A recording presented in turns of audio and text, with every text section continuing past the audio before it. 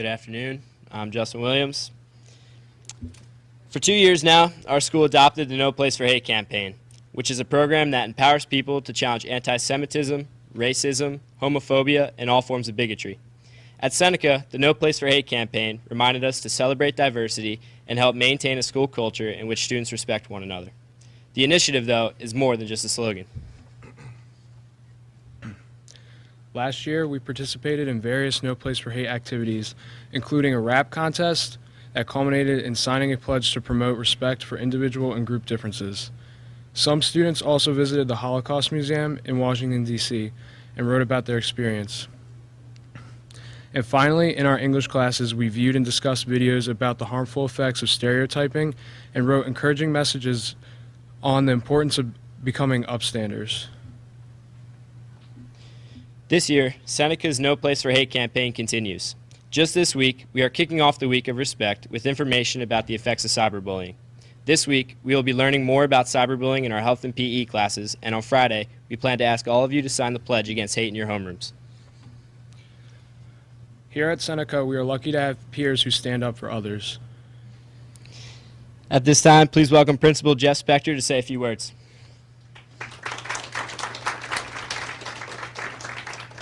So you know I hate to talk at a podium, but that mic goes to the camera, so I have to talk at a podium. So I apologize for that. But so this idea came from our district, right? The No Place for Hate thing. And it always worries you when you're a high school principal, when your bosses tell you have to do something because you don't know what's going to happen, right? So the first thing we did was we said we better not do it by the administration because our ideas never work.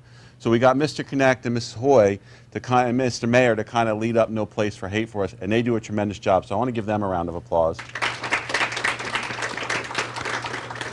But it really only works because of our students. And I'll tell you, what we have to do is we have to submit what we're doing and to make sure that it meets the standards of No Place for Hate. And the feedback we get on the events that you come up with are amazing. We get great feedback. But what's even more important than that is we actually do it and live it. And I think when we talk about our Seneca family, it's because we care about one another and the greater good all together. And so never let that be lost on you when you're here and anything that you do. And really help to promote this because when you graduate, and I do see a lot of seniors and juniors in front of me, when you graduate, we want to continue to promote this, not just for our school, but for our community. And I commend you for all the hard work that you've done in making this a No Place for Hate. And I'm so excited to get our second designation on it. Am I introducing the next person, or are you guys introducing? Gene's got it. At this time, please welcome Mrs. Lisa Friedlander, Project Director for the No Place for Hate initiative at the Anti-Defamation League.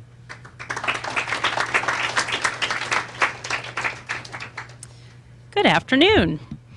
So I have been throughout your entire district today designating all 4 Lenape Regional High Schools, and first of all, they're all huge.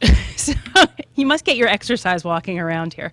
Every school is different in some way. Kids may look different. There may be more physical diversity in some of the schools than there are in others. There may be more fluctuations in socioeconomic status in some of the schools. Lots of other things that may make each one of you different from some of the other schools in the district. But one of the things, and here I have to disagree with Mr. Spector, one of the things that really unifies all of you is the response that came from the administration.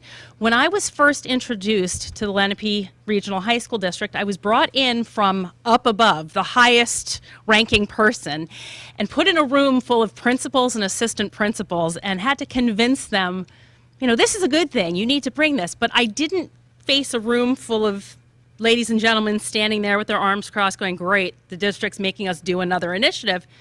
They listened and they said, wow, we could really use this. We have amazing students, but we can make our schools even more welcoming and make them even safer for our students.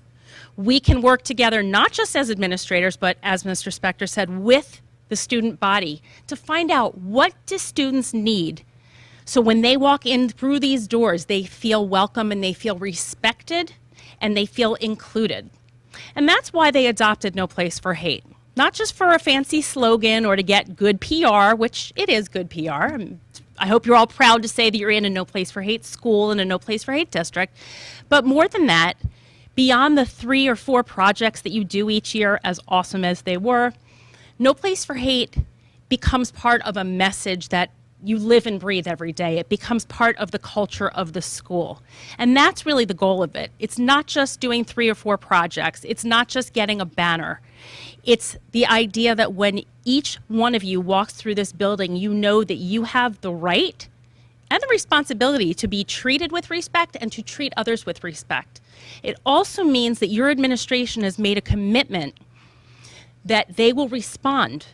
If you say that there are issues going on, if you report that you see or hear someone being hurt or bullied, they take it seriously because they want to live the message of No Place for Hate.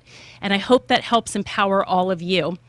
And as Mr. Spector said again, when you leave here, a lot of you are graduating, you can take No Place for Hate with you everywhere you go, simply by reaching out to people who feel left out or who are being targeted and standing up for them.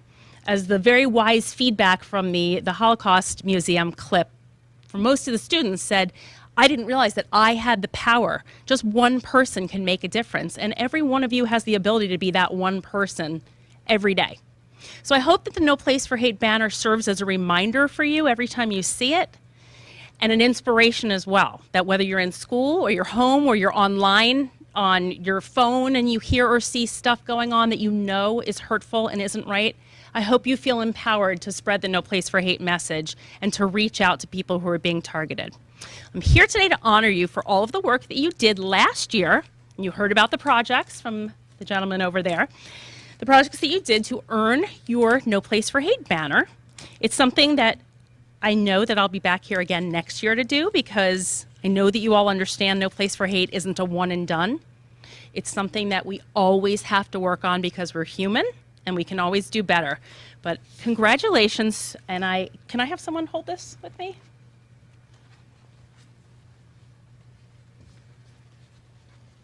See, should roll them from the bottom. Greater effect. Great, you can hold that. For those of you in the back who can't see, it says Seneca High School, No Place for Hate, Anti-Defamation League, which ADL is the organization that sponsors No Place for Hate. We're more than 100 years old. We've been working since day one to fight all forms of bigotry and bias.